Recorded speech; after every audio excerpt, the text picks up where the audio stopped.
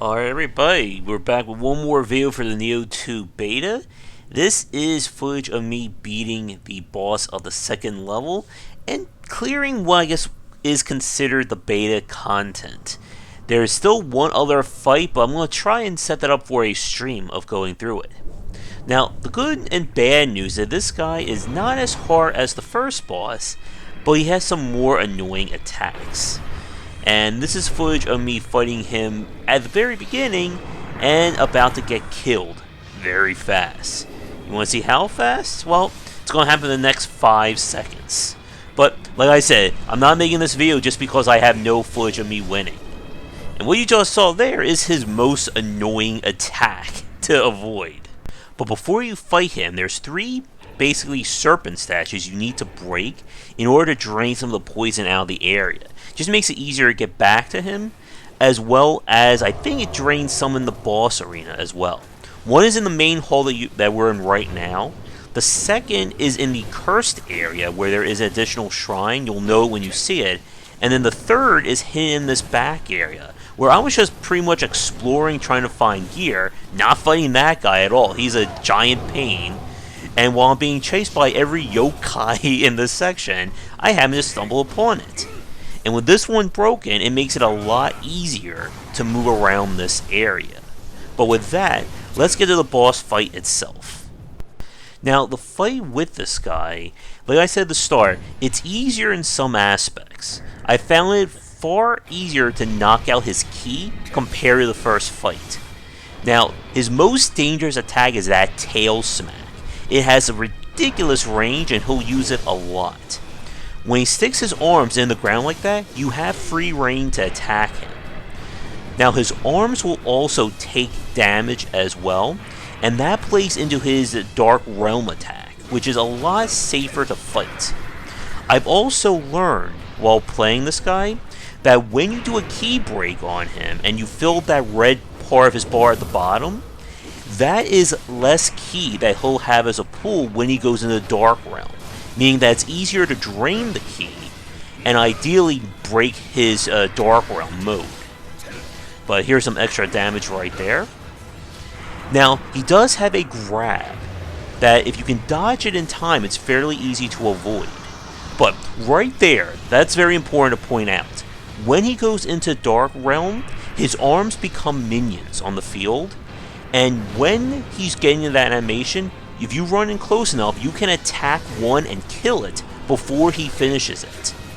The knives that he throws you can just block, but his most dangerous attack in this phase isn't that one, is when he starts charging across the stage with his lovely knife nose. When he does that, the only ways I found to avoid it safely is to do a dodge. If you run, you will not have the speed to avoid it. But as you can see, his red bar down there is pretty low now, which means I should be able to knock him out of this phase. There's that deadly tail smack of his that has gotten me killed quite a bit. But without his arms, he loses a lot of his bite, no pun intended. And right now, if I do it right, I should be breaking him out of his Dark Realm.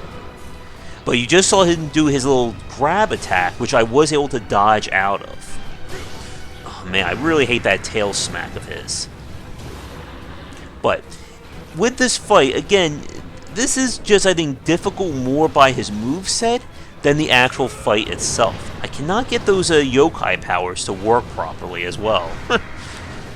But as you can see, we already did a massive chunk of damage to him, and we only got him into one Dark Realm phase.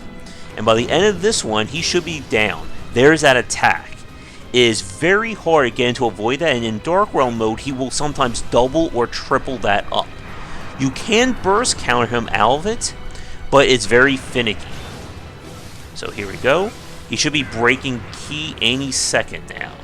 And again, notice how much damage I've done, and how much of that red bar is left, or how much is not being recharged.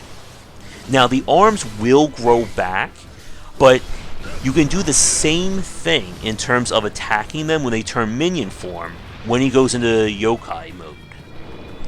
Other than that, one of the more dangerous attacks he has with his arms is he'll stick them out and then try and pull you back. Or he'll do kind of like a snapping turtle effect with his arms, usually 2 to 3 times, and it does a lot of damage.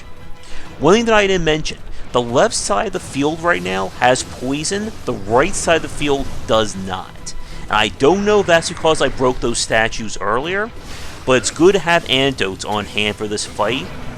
And there he goes. Bing, bang, boom, he's dead there. Not as hard as the first fight, but I think more annoying. And I don't know, I'm still not sold on the beta. The game feels like it's sped up for the enemies, at least compared to watching footage of the alpha. And I'm curious to see what they're going to do between now and March, when the game is officially out. But there is one additional fight left, and that's a humanoid side fight with, I think it's Mataza of the Spear, and I am not showing that because he completely killed me. But we'll spend a stream going through the Nioh 2 beta just to get that on, so be sure to watch that. Thank you for watching this video. Let me know what you think in the comments below, and come back for daily discussions on game design here and on game wisdom, where some of the art and science of games. Till next time, take care. And now for a quick thank you to our current Game Wisdom Patreon supporters and sponsors. And if you'd like to continue this discussion on game design, be sure to check out our Discord channel, linked down below. If you're looking for more wisdom about game design, be sure to check out my latest offering of books, 20 Essential Games to Study, aimed for first-time developers and students looking for some inspiration for their upcoming games, and Game Design Deep Dive Platformers if you're interested in anything regarding 2D and 3D platforming design. They're both available in print, digital, and wherever books are being sold. Thanks for watching the video. If you enjoyed things, be sure to do all the liking and subscribing that the kids are doing these days. Check out our Discord channel linked down below where we hang out and chat game design, and come back later tonight for our regular streamings. But that's it, and tune in for more great content here and on Game Wisdom, where we examine the art and science of games.